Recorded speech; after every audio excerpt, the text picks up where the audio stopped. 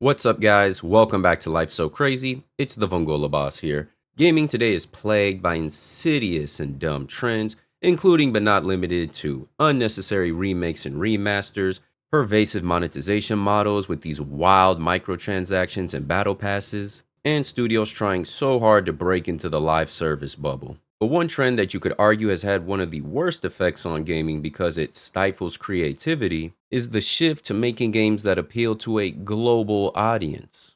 Not a great plan.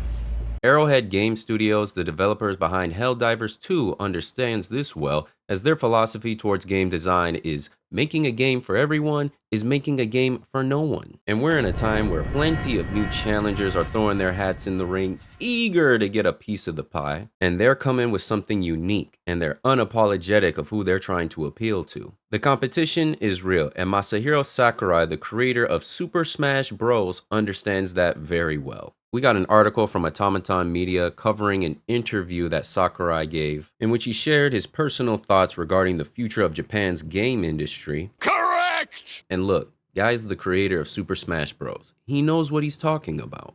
Let me preface this article by saying it was done via machine translation, so it's not 100% accurate. The article makes it sound as if he's telling Japanese developers to make games with Japanese audiences in mind, when he's really just telling those developers that they should make the games they want without conforming to Americanization. Now, I don't think it makes a big difference. The point still stands. You let me know down below in the comments. Now, this became a whole contentious topic online with people saying, see, even Sakurai is saying that you should avoid appealing to the quote-unquote modern audience. And then you had people pushing back against that, saying he's actually referring to the trend that brought forth changes like this in games like Devil May Cry. Tomato, tomato. As far as I'm concerned, they both fall under the category of making stupid decisions, altering your game thinking it's going to help you sell more copies in the West. No, simply make what aligns best with your vision and let the chips fall where they may. But anyway, in recognition of his extensive Masahiro Sakurai on Creating Games YouTube channel, Super Smash Bros. And Kirby creator Masahiro Sakurai was recently awarded the Art Encouragement Prize from the Japanese government's Agency for Cultural Affairs. On March 11th, he attended the award ceremony and gave an exclusive interview to NTAX in which he shared personal views about the future of Japan's game industry. When asked what he thinks the domestic game industry should be doing to keep growing, to keep pace with the booming success seen in countries like China, Sakurai comments, "It's not really my own idea, but as an industry trend, I think Japanese people should keep pursuing the things that Japanese people like."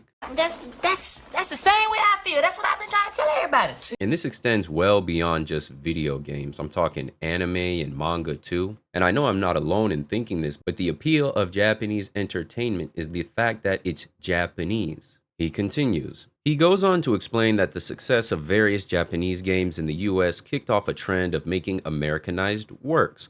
Or, Sakurai notes, you could say that there was a culture of following de facto standards. By de facto standards, he is referring to practices that get adopted as widespread norms by the industry as an outcome of market competition. And this is why I say tomato, tomato, because that culture of following de facto standards in the industry is still prevalent today. Like, dog, you had this interview from the creator of Dragon Quest that went viral last year, of him complaining about having to censor the game in order to meet Western standards. The interview ended up getting scrubbed from the internet, and then his team said that, oh, it was a mistranslation and it was taken out of context.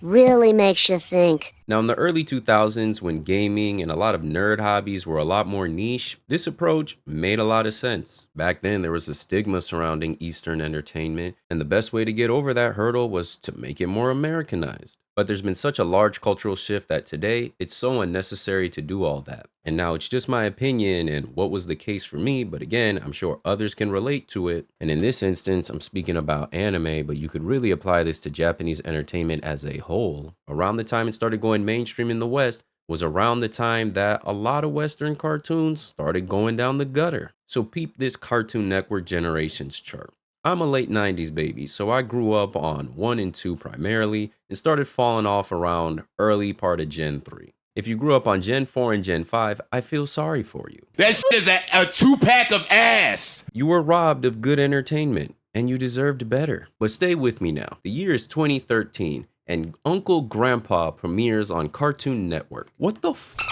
is an uncle grandpa. Saw one episode of this brain rot foolishness and thought to myself, maybe my dad was right. I am getting too old for these cartoons. But that same year, I start finding shows like Kuroko's Basketball or Attack on Titan and many more, but that's a video for another day. Bye, Uncle Goofy Grandpa, and hello 15-meter man-eating titans, and guys hitting 80-foot jumpers showing off range that would put Steph Curry to shame. I digress. The appeal of Japanese entertainment was that it was different. It was goofy, it was stylish, it had a unique formula. And Sakurai understands this. He feels that people overseas who love Japanese games aren't looking for this kind of filtered experience, but rather I think that they seek the uniqueness and fun of Japanese games. When a weeb or a JRPG enthusiast is downing a shot of unadulterated Japanese entertainment, you think they want to chase that shit with some American stuff? Now, it's just Sakurai's opinion, and the right one, I might add, but he concludes his interview by saying, in other words, I think that the ideal would be to make games the way you like, as those who agree with you will enjoy them. It's vital for people in the industry to do things freely without letting others' ideas be forced on them.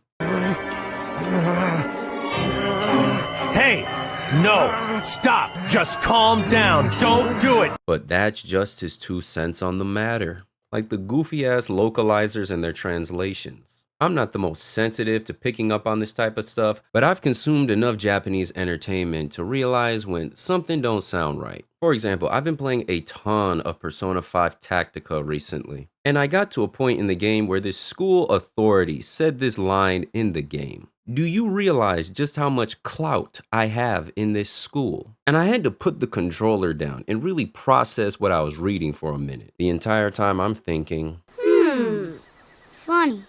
Yes, but not funny, haha.